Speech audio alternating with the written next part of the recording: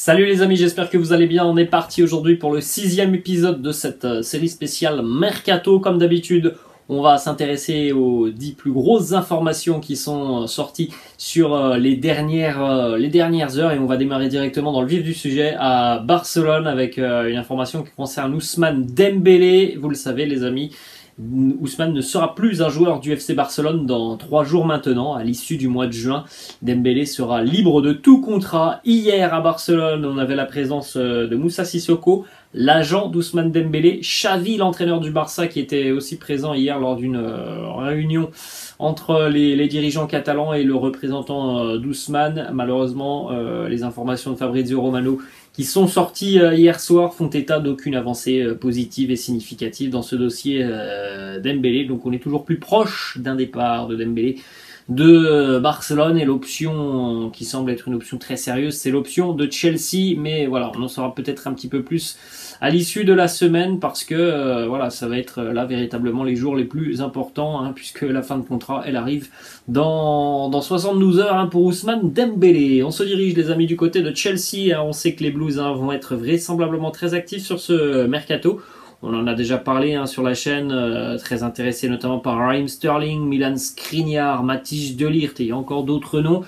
Chelsea pourrait faire coup double du côté de Manchester City, puisque le défenseur central Nathan Ake est lui aussi l'une des cibles qui est suivie par les Blues de Chelsea. Le propriétaire des Blues et ses dirigeants ont déjà contacté Manchester City pour en savoir un petit peu plus sur Nathan Ake, le prix du joueur.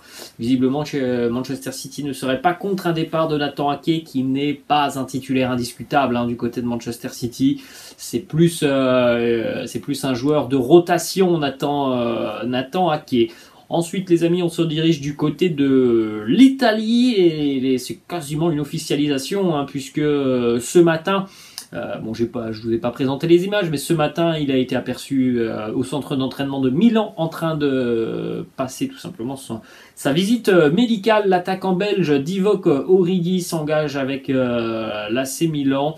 C'est une belle recrue pour les rossoneri, avec un profil aussi très intéressant offensivement. Ça va apporter un petit peu de diversité sur le front de l'attaque milanaise. Et puis pour Divock Origi, c'est aussi tout de même l'opportunité d'avoir quand même un temps de jeu un petit peu plus conséquent qu'à Liverpool, où il a marqué notamment des buts importants avec les Reds, mais où il est vrai que bon, c'était tout de même très compliqué d'avoir du temps de jeu quand on connaît l'effectif de Liverpool et quand on connaît l'armada offensive des Reds. Ensuite, on se dirige les amis du côté de Newcastle, où Sven Botman, le défenseur néerlandais de Lille, a signé son contrat avec Newcastle jusqu'en 2027. Il a passé sa visite médicale avec succès.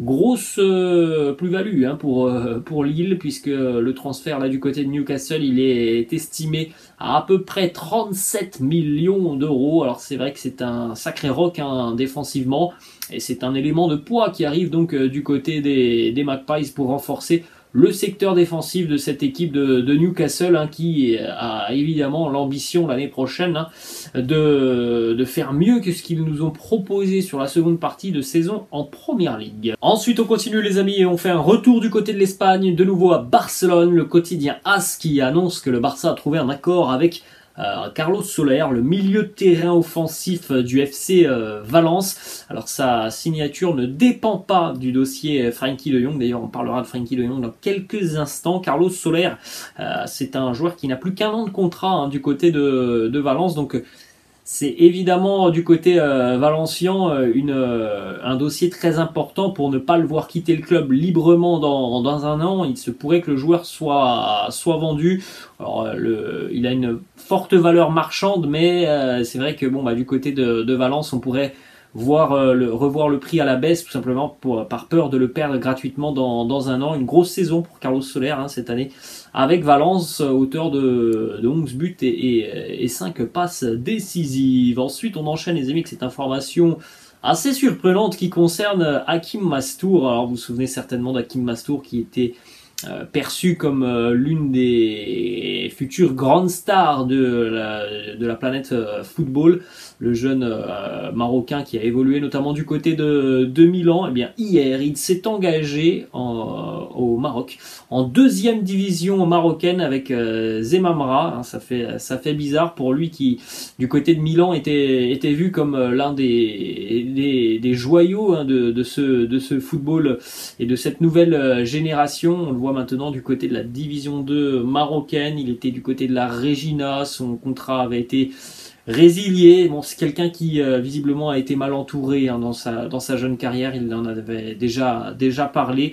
On lui souhaite évidemment plein de bonnes choses du côté du Maroc et peut-être que ça sera pour lui de nouveau un tremplin. Ensuite, on se dirige du côté de Marseille, une information dans le secteur offensif pour l'Olympique de Marseille qui s'intéresse de près à l'attaquant international chilien Ben Brereton Diaz. Alors son nom ne vous dit peut-être pas grand-chose. Oui, on le voit beaucoup avec la sélection chilienne, mais c'est vrai que bon, en championnat, eh bien, il faut aller le trouver en deuxième division anglaise. Il évolue avec Blackburn où il a eu une très très grosse saison avec Blackburn.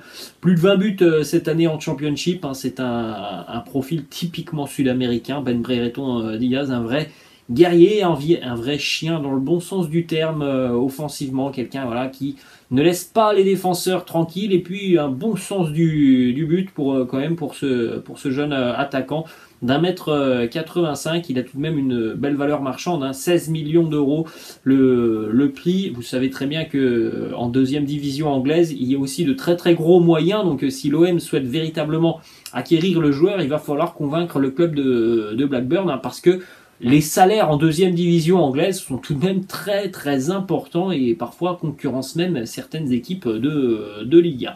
Ensuite, on continue les amis avec cette information qui est tombée aux alentours de midi, donc il y a 2h30, Manchester United qui est tout proche d'un accord avec le FC Barcelone en ce qui concerne Frenkie de Jong. Visiblement, les deux parties sont tombées d'accord pour un transfert de 65 millions d'euros plus divers bonus. Pour le moment, on ne connaît pas encore le montant de ces bonus. Ce que l'on sait, c'est que visiblement, oui, il y a une avancée plus que significative et que les deux clubs sont tombés d'accord et donc que Frenkie de Jong devrait retrouver son ancien entraîneur en la personne d'Eric Ten Hag du côté de Manchester United. Et évidemment que ces 65 millions d'euros, il ferait le plus grand bien au FC Barcelone parce que le Barça a besoin de ses liquidités.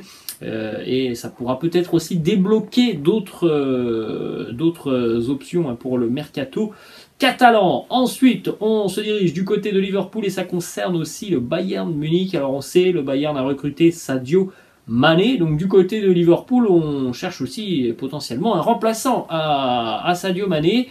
Et il y a eu des discussions voilà, qui n'ont pas trop tardé tout de même entre Liverpool et le Bayern en ce qui concerne Sadio Mané. Ça s'est plutôt bien passé en ce qui concerne les négociations en pied de club. Et c'est pour ça que Liverpool envisage tout simplement l'arrivée de Serge Gnabry pour remplacer pourquoi pas Sadio Mané, mais aussi la perte de Divock Origi. Du côté de Liverpool, on est confiant et on pense que les négociations avec le Bayern pourraient être assez simplifiées parce que tout simplement, voilà, Liverpool n'a pas forcément été très difficile en affaires en ce qui concerne Sadio Mané. Donc on pense du côté de Liverpool que le Bayern pourrait rendre la même aux Reds avec Serge Gnabry qui, on le rappelle, a encore un an de contrat avec le Bayern Munich. Le Bayern essaye de négocier, de prolonger Serge Gnabry, mais visiblement c'est tout de même très très compliqué. Donc affaire à suivre sur les prochains jours de Mercato. Et on va terminer les amis avec cette 10e information, la dernière de cette vidéo. Ce sont les Spurs de Tottenham qui sont en tête de la liste des équipes qui peuvent accueillir Clément Lenglet, le défenseur français du FC Barcelone. Alors pour Clément Lenglet, l'avenir en Catalogne semble tout de même très compliqué. Ce n'est pas un joueur qui est grandement utilisé. Ce n'est pas forcément un joueur qui est apprécié pour son profil par l'entraîneur Xavi. Donc voilà, c'est compliqué pour Clément Lenglet du côté de Barcelone. Donc Un départ est envisageable hein, cet été, c'est d'ailleurs hein, certainement ce que le Barça aimerait avec Clément Lenglet, s'en séparer avec une certaine indemnité de transfert. Il est tout de même lié au club catalan jusqu'en 2026, hein, donc voilà, il va falloir payer tout ça, mais ça ne devrait pas non plus être trop cher si les Spurs de Tottenham veulent formuler une offre auprès du Barça. Voilà les amis, la fin de cette vidéo. J'espère que ça vous a plu. N'hésitez pas comme d'habitude à lâcher un petit pouce bleu. N'hésitez pas non plus à vous abonner à la chaîne. Je vous laisse et je vous dis à demain. Ciao!